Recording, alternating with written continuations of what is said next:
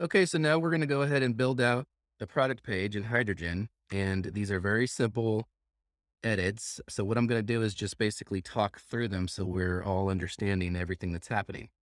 So essentially what we're going to start with is editing the layout. And the layout is, of course, the designs that are seen on every page, the home page, product page, etc.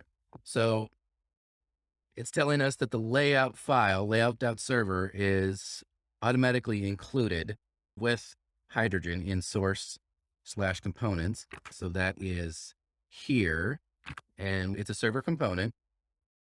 Now we're going to replace it with this code. And what that's going to do is, as we see right here, we have some localization information. We have the shop name, a homepage link, and the cart, which has functionality. So, and we also have the footer down here. And as we also see, the layout as it sits is importing all of this from Shopify Hydrogen. It's importing the header component, the footer component, the cart component, and a use cart UI hook, which is very similar to use state from this file here, which is here. And the header and the footer are also over here. And it's returning the header, the cart, the footer. And so when we replace this code with the more basic code that's just querying the shop name and returning no components, we can see that we lose the header that was there. There's no localization. There's the shop name has changed font size, and there's no cart. We've also lost the gradient background and the footer. Okay, so moving on, we're going to create a product list. The product list is obviously a list of products, and they're usually mapped in from the connected store. And the product card is each individual product in that list. And the product card also comes with Hydrogen as a shared component, which is able to be used on both client and server components.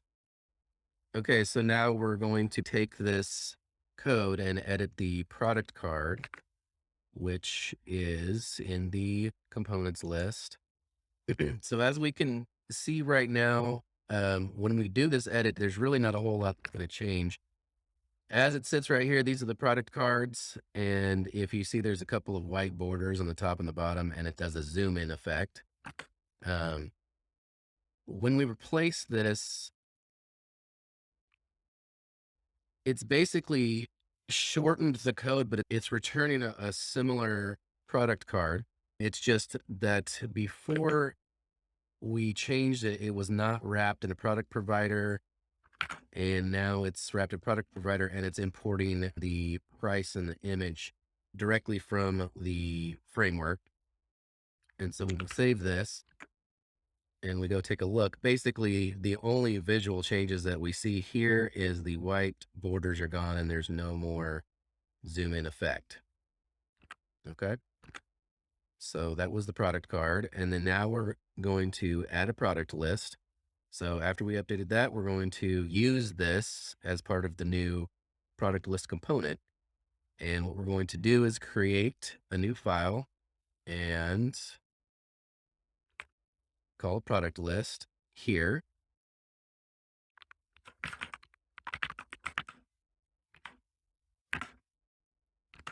Okay. And we can just make it a shared component. And it's pretty basic. It's just mapping the products and putting them in a grid list. So visually, nothing's going to change here. Okay, so moving on, we're going to be adding this product list now to the home page. So we've defined the layout and the product list, and we can now use them on the index page. So what we're going to do is replace the current index code here. And as we can see, it's going to return our layout with the product list as the child. So we'll just save that. And then as we can see, we now have our product list. So because I only have 6 products in this demo store, this is just a demonstration store. What I'm going to do so that we can eventually load more products is I'm going to change the query to give us just the first 3 products. Okay, so our homepage has rendered our list of products. I reduced that list to just 3 cards. And what we're going to do now is add a load more button. And this is going to enable us to show the rest of our product cards. Okay, so now we just need to create the load more component. And this is going to be a client component. So we're going to go ahead and create that here, same place. Client.jsx. Okay.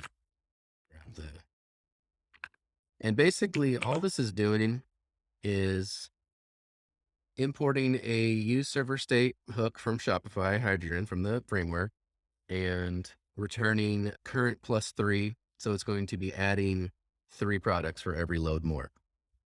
Okay. We'll go ahead and save that. Visually, nothing's going to change for this. And then what we're going to then do is import the load more component to our index page so that we can wrap the product list with the load more component. Okay, so all we're going to need to do now is just go ahead and copy this content. Basically, we're just importing load more. We are passing in first equals 3 as the prop for the to index. And we are wrapping the product list with load more. And what this is going to do is load the first 3. And then basically when we are querying for our products, we're using first here. Okay, so we'll just go ahead and get that done. Replace this code once more. When we save this time, we can see the load more button does show up. And when we click load more, we get the next 3 products. And if I had more products, I could just keep clicking this and it would just keep putting 3 more and 3 more.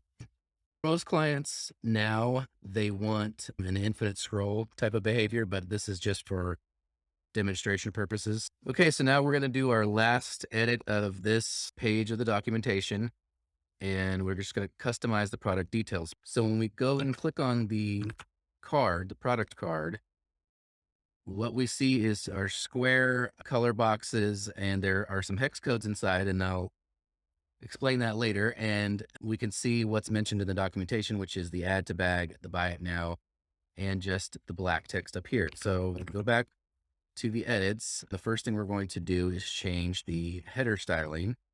And so we're going to look for this H1 in the product details, and we're going to change the text color to purple 500. So we're just going to go ahead and copy this and come over and look for the product title here. In fact, I'm just going to find it here. Okay. So there's the title, and then we're going to change this text black to purple 500. Go ahead and click save, and we can see the color change here.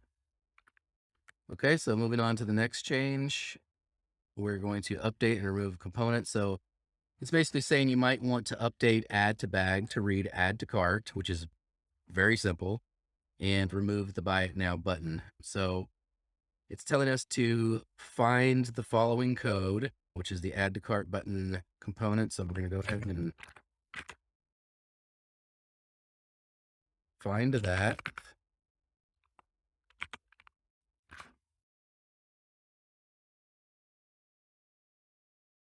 Okay. So we can see the out of stock, add to bag. So here's the code, and we're going to replace this code with this code here. And this is basically removing the button. It's removing the buy now button, keeping the add to cart button, and changing the add to bag to read add to cart. So let's go ahead and do that here. We're going to find the div, which is here. Place that with this text here. Go ahead and click save. And so as we can see, the buy it now button has been removed and the add to bag has been changed to add to cart. Okay. As it shows right here. So